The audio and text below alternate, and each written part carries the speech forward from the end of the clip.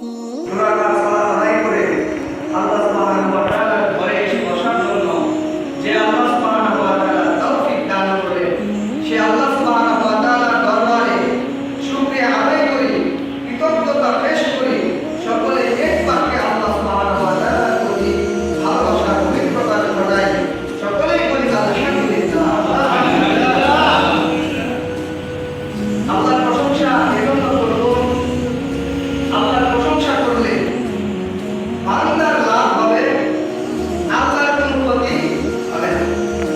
এই পৃথিবীর সমস্ত মানুষ যদি আল্লাহর প্রশংসা বাদ দিয়ে দেয়, তাহলে আল্লাহর কোনো ক্ষতি হবে না, বরং বান্দারই ক্ষতি হবে।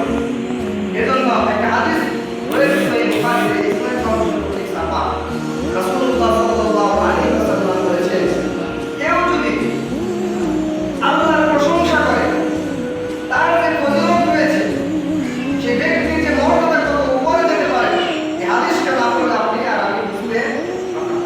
একদিন রাসূলুল্লাহ সাল্লাল্লাহু আলাইহি ওয়াসাল্লাম মসজিদে নববীতে সালাত আদায় করাইতেছিলেন। সাহাবীরা পিছন থেকে রাসূলুল্লাহ সাল্লাল্লাহু আলাইহি ওয়াসাল্লাম বললেন, সামি আল্লাহু লিমান হামিদা।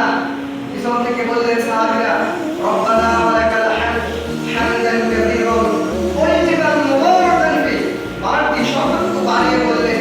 এক সাহাবী রাসূলুল্লাহ সাল্লাল্লাহু আলাইহি ওয়াসাল্লাম জিজ্ঞেস করলেন, কে এই শব্দটুকু বাড়িয়ে বললে?